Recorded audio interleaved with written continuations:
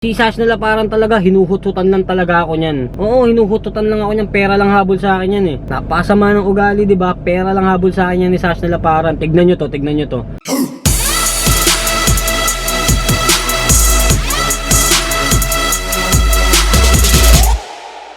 Kamusta mga boss? Kila 28, nandito naman yung lingkod, Jomar Lovena. Yung bago ko simulan tong video na to, at may papakilala ko sa inyo at may re-recommend ako sa inyo na kailangan ng mga cellphone nyo. Ito ay tinatawag na Nox Cleaner. Ano nga ba ang Nox Cleaner? Bago ko ipaliwanag yung Nox Cleaner, download nyo na muna yan sa Google Play Store at sa App Store kasi sure ako na magugustuhan nyo itong tools na to. So ano nga ba nagagawa ng Nox Cleaner? Okay, syempre yung nagagawa ng Nox Cleaner, siya yung nag-i-scan ng phone natin para mas malinis siya. Tapos siya yung naghahanap ng cache, si Nox Cleaner yung naghahanap nun para linisin yun. So pangalawa, meron tayong tinatawag na Game Booster. So yung Game Booster yung tumutulong sa amin para iwas kami sa lag, iwas kami sa crash, at syempre para walang mabana sa laro. So pangatlo, meron din yan antivirus si Nox Cleaner. Kung may mga virus yung phone mo, siya yung maghahanap nun para malinis niya yun. So pang-apat, si Nox Cleaner, meron din tinatawag na Image Manager. So si Nox Cleaner din yung naghahanap nun para syempre makita niya yung mga duplicate, yung na double na feature at yung mga blur para mabura natin. Syempre para bawas din sa file natin, di ba? So si Nox Cleaner naglilinis din siya ng mga software tulad ng mga apps na Line or WhatsApp, mga ganun. At syempre meron din tayong tinatawag na App Locker. So kung gusto mong i-lock yung mga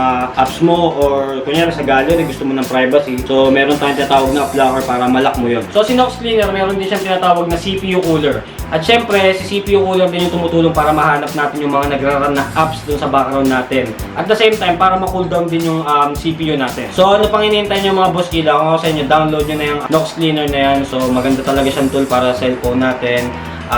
Pag na-download nyo na siya, rate nyo siya ng 5 kasi sinasabi ko sa inyo na talagang maganda to. Yung 24 oras na mga gumagamit ng phone dyan, so si Nox Cleaner yung maglilinis ng phone nyo para haya-hayang buhay.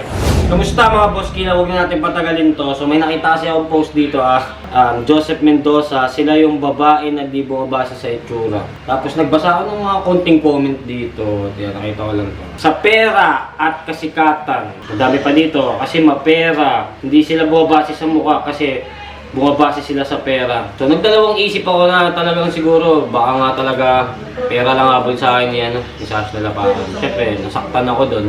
So nakita ko pa dito sa dito sa post na to. Alam niyo ano yung pinakamasakit dito? Pakiramdam ko talagang hindi talaga ako gwapo. Eh sabi ng nanay ko kasi gwapo ako eh. Siyempre, doon ako naniniwala. Nanay ko yun eh. Sabi nga nila, lahat ng sasabihin ng nanay mo ay makakabuti para sa iyo. So yun nga, sabi niya nga, pogi ako. At alam ko naman nakakabuti sa akin yun. So yun na pa rin basihan ngayon. So talagang pag hindi ka masyadong kagwapuan, eh wala nang magmamahal sa'yo. Sad life. Mukhang habol nga lang talaga ni Sash na Laparan sa akin, pera. Vlog yan? Oo, vlog yan. Bakit? Ano ba Kasi yan? may problema kasi. Kumbaga nakatignan mo, may nabasa kasi yung post dito, tol. Parang pera lang habol sa akin ni Sash na Laparan, tol. Kumbaga nasaktan ako. Diba? May pera ka ba? Yun nga yung masakit dun eh. Mukha daw may pera. Porkit kamukha ko si Jimmy Pacquiao, mapera na ako. Hindi naman Pacquiao po ang apelido ko. Lovena po, Lovena. Buti nga, magkano ba pera mo? Ayan. 60. Marami nang magagawa si Sasha 60 yan. Oo nga eh. Doon ako nagtaka bigla eh. Pakita ko sa'yo isang halimbawa ng mga comment dito. So, meron pa nga dito nagtanggol. Hindi pangit si Jomar, thank you. Pinsan ko yan alam eh. ko. Pinsan ko ba to? So dito sa post na to, may mga nagbasa akong comment. Tignan mo, bigat halimbawa So may nakita ako dito, ayan, ito babae. Itago natin siya sa pangalang Angelica Gacuya Cruz. Bumabase sila sa taba ng bulsa. Kasi ako talaga, di ba, YouTuber tayo, tol. Marami tayong pera. Ang dami ko na nga naipundar eh. Gusto niyo bang makita lahat talaga ng yaman ng Team Horror at yaman ni Jomar Lovena? Huwag naman, tangin nakaka. Okay lang yun. Ayun na nga yun nangyayari. Hoy, yung elevator! Sige Manong, okay, thank you po, thank you. Ayun. So nakita mo dito, hindi bumabase sa mukha, pero bumabase sila sa taba ng bulsa. Sige, papakita ko sa inyo ngayon kung gaano kayaman si Jomar Lovena. Let's go! Okay mga boss kila, sa sobrang yaman ni Jomar Lovena, ito papakita ko sa inyo yung namin, kitchen namin. Sobrang yaman namin, mga boss kila. Itong gripo na to, hindi to basta-basta. Dalawa nagagawa nito, may level 1 at level 2 to. Papakita ko sa inyo, ito yung pinakamahina. At kung gusto mo lang siyang mahina, yan nun, ganyan lang yan. At kung gusto mong malakas yung daloy ng tubig, Ganyan na ang mangyayari. Ito, nabili namin itong, ito, gripo lang. How much this? Cost about $500,000. $500,000. So nabili talaga namin ito sa England. Sorry, napapa-English kami kasi nga, mayaman kami. Siyempre, sa sobrang yaman ko, driver ko. Ano mo nga, i-park mo ng maayos yung sasakyan ko doon. So mga boss Kila, sa sobrang yaman ni Jomar Lovena, i-house tour ko kayo. Tara, punta tayo sa second floor. Makikita natin din yung game room, saka master's bedroom ni Jomar Lovena. Kung gaano kayo. Ang master's bedroom, puro liit. Excuse me. Excuse me, nag-ano lang ako. Ayan, boy ko. Boy number 2. So ito yung walk-in closet ko. Parang ang gulo. Ito yun naman. Yayo! So makikita nyo, excuse me. Boy ko. Kasi nga, sobrang yaman ko eh. Marami akong boy. Ba't ang dumi nung ko? Pasensya na kasi ganun ako eh. Pag sobrang dami kong damit, di ko na alam kung saan ko tutupi. So mga boss Kila, sa sobrang yaman ni Jomar Lovena, syempre may master's bedroom ako. Tabi muna, papakita ko yung master's bedroom Uy, ko. master bedroom yan. Master's pa. Nakikita nyo ba? Yung kama, nakikita nyo? Hindi nyo nakikita, Wala. no? Ganyan ako kayaman. Invisible yung kama ko. Ano yung pinamaster bedroom ko? Higa tayo dito. Wow. Dayain mo. Huwag mo pakita pang pa ako. O, di ba? Ito yung mga pwede kong i-grocery. Pag nagugutom ako dito sa kwarto, pag nanonood ako ng Netflix, wow. Kakeso lang ako dito sa mga relate ng Team Horror. Gusto niyo bang makita pa yung labas namin? Yung mga lupain ng Team Horror at ni Boss Kila? Okay, sige, papakita ko sa inyo. Yung mga sasakyan namin, yung mga sasakyan ko, papakita ko lahat. Kasi nga, sobrang yaman ko. So mga Boss Kila, ito, papakita ko sa inyo yung mga lupain ko. Kasi nga, sobrang yaman ko daw, tapos marami nga akong pera. Ito, mga motor ko to lahat. Ang init ba't ang init dito sa bahay? Bakit? So itutur ko kayo sa mga lupain kung saan yung mga nabili kong lupain, tara. So ito, itong lupain na to, natayuan namin to ng buildings. Dito kami kasi wala lang, trip lang. Napatayo kami yung building dyan. Siguro tatambayan lang namin yung building. Ilang floor yun? 61? Oo, 61 floor. Kasi nga mayaman nga ako sa sobrang dami kong pera yan. Makikita nyo to, simula doon. Di ba may harang? Ibig sabihin yan, sa akin lang yan. Sa akin lang yan. Hanggang doon, nakita nyo? May harang din, di ba? Kapal ng mukha. Ganyan kalawak yung lupain na meron ako. Diba sabi ko nga sa inyo, sobrang yaman ko eh. So yung mga sasakyan mo, Boss Kila? Mga sasakyan ko, Oo. nasa underground. Gusto nyo bang makita? Bukas ba yung underground? Oh, bukas yun. Ang mali, ang sagot mo dapat sarado para hindi kami makapunta doon. So yun na nga mga Boss Kila, sad reality talaga na porket hindi ka kagwapuan, wala na magmamahal sa'yo. Ako, inaamin ko na medyo gwapo lang ako. Sige. Sige, sabihin na natin yung totoo, hindi ako masyadong kagwapuan. Pero sinasabi ko sa inyo, marami nagmamahal sa akin. Gusto nyo makita kung sino sila?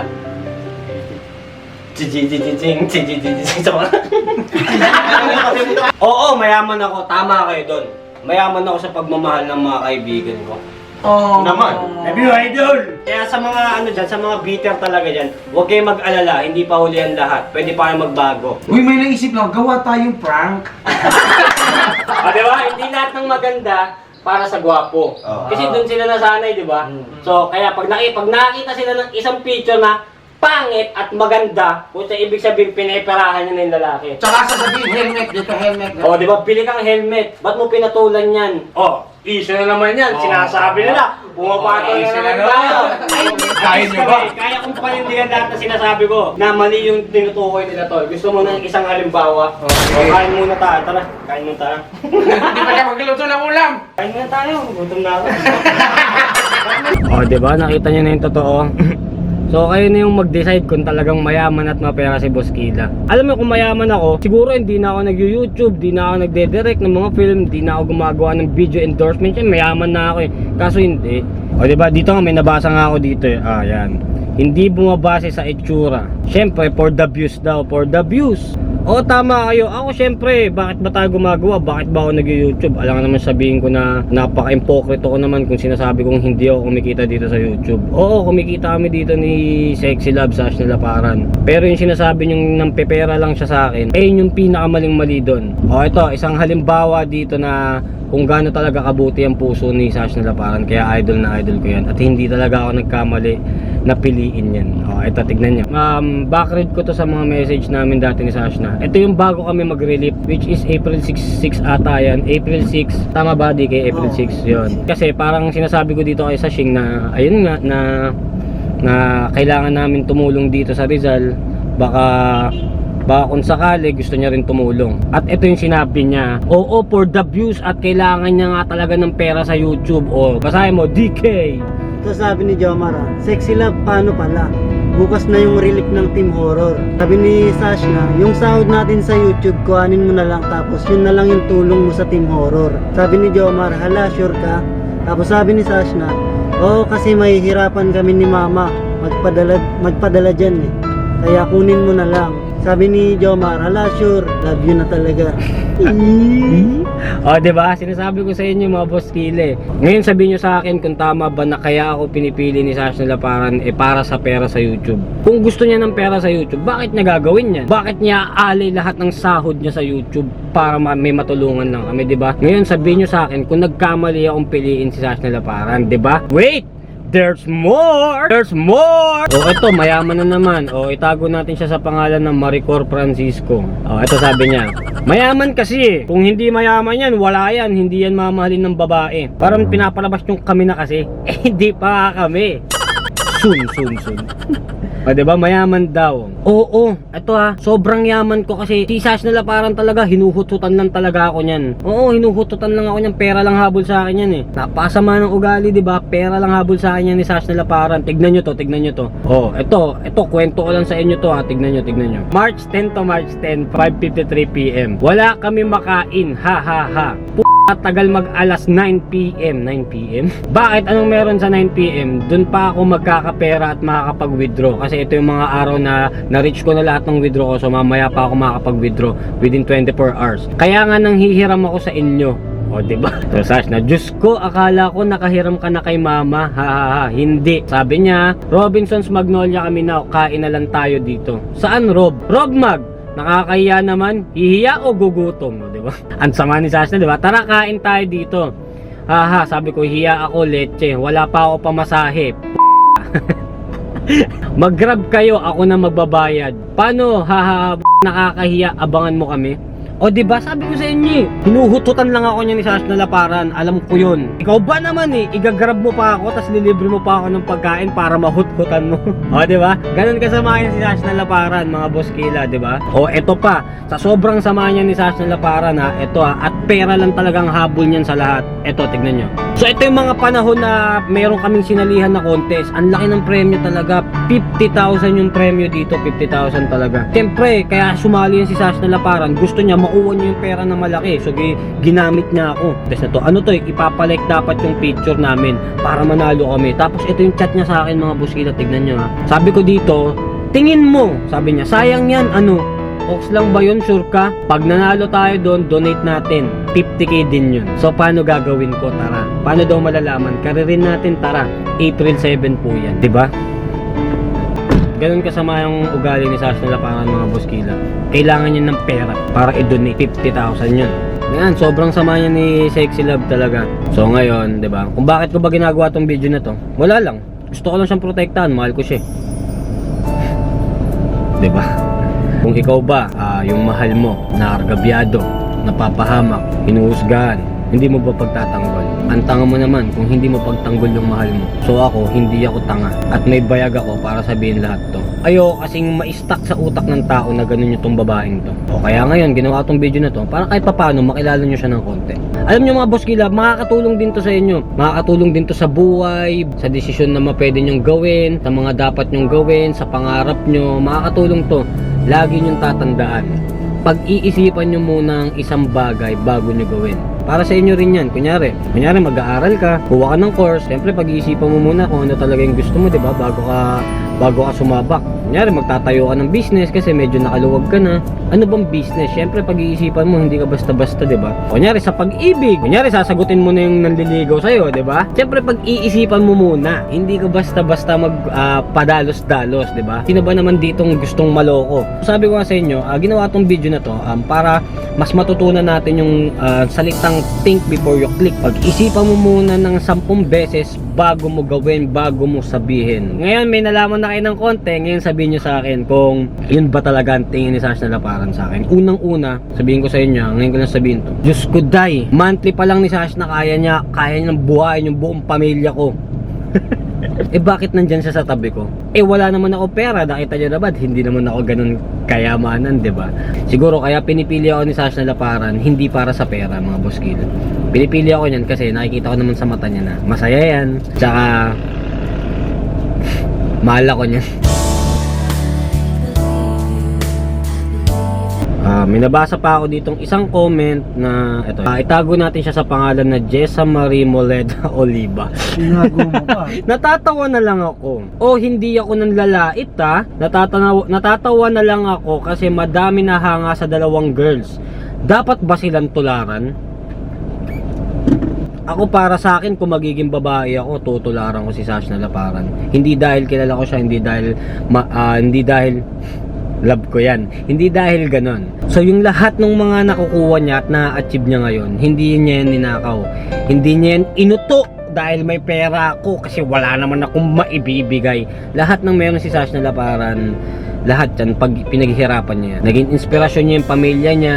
Sobrang workaholic niyang tao na talagang 24 oras nagtatrabaho yan. Saksi ako doon. Saka kung ano man yung nakikita niyong buhay dyan ni Sash na laparan, mga boss kila, lahat yan pinaghihirapan niya. Lahat. Dugo at pawis inalay niya dyan para makamit niya yan. Kung nasan man siya ngayon. Kaya, which is talagang proud na proud ako dyan sa babae na yan. Ang dami niyang goal sa buhay. Talagang may ikot niya rin yung pamilya niya sa iba't ibang bansa, which is nagagawa niya na basta ako, swerte ako dyan sa babae na yan.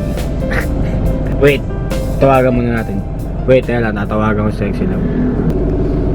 Ito. Sexy Love. Sexy Love, gawa mo. Sabihin sa'yo Ano? Proud na proud ako sa'yo.